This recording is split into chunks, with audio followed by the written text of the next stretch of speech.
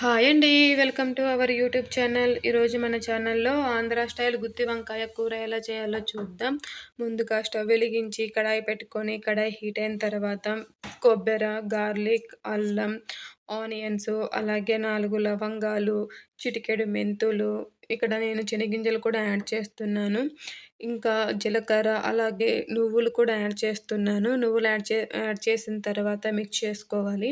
ఇవి మిక్స్ చేసుకున్న తర్వాత ఇందులో కొంచెం చింతపండు కూడా యాడ్ చేస్తున్నాను. చింతపండు యాడ్ చేసిన తర్వాత కొంచెం మిక్స్ చేసుకోవాలి.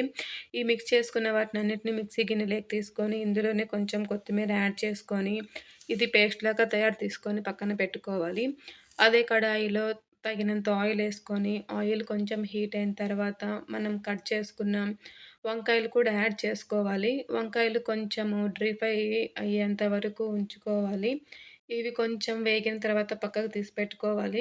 ఇవి పక్కకు తీసి పెట్టుకున్న తర్వాత అదే కడాయిలో తగినంత ఆయిలేసుకొని, ఆయిల్ కొంచెం హీట్ అయిన తర్వాత ఆవాలు, శనగపప్పు, జీలకర్ర యాడ్ చేసుకోవాలి. ఇవి యాడ్ చేసుకున్న తర్వాత కట్ చేసుకున్న ఆనియన్స్ కూడా వేసుకోవాలి. ఆనియన్స్ కొంచెం మగ్గిన తర్వాత కరివేపాకు కూడా యాడ్ చేసుకోవాలి. ఇవి కొంచెం వేగిన తర్వాత అలాగే మనం కట్ చేసుకున్న టమోటాలు కూడా యాడ్ చేసుకోవాలి. టమోటాలు కొంచెం మగ్గిన తర్వాత మనం పేస్ట్ చేసుకున్న మిశ్రమాన్ని ఇక్కడ ఏసుకోవాలి. అదేసుకొని కొంచెం మిక్స్ చేసుకోవాలి. ఇది మిక్స్ చేసుకున్న తర్వాత ఇందులోనే కొంచెం వాటర్ కూడా యాడ్ చేసుకోవాలి. వాటర్ యాడ్ చేసుకున్న తర్వాత అది కొంచెం బాయిల్ అయ్యేటప్పుడు కొంచెం ధనియాల పొడి, కొంచెం కారం పొడి, అలాగే చిటికెడు పసుపు కూడా యాడ్ చేసుకొని ఇది మిక్స్ చేసుకోవాలి. ఇది మిక్స్ చేసుకున్న తర్వాత ఇందులోనే నేను రుచికి సరిపడేంత సాల్ట్ కూడా యాడ్ చేస్తున్నాను.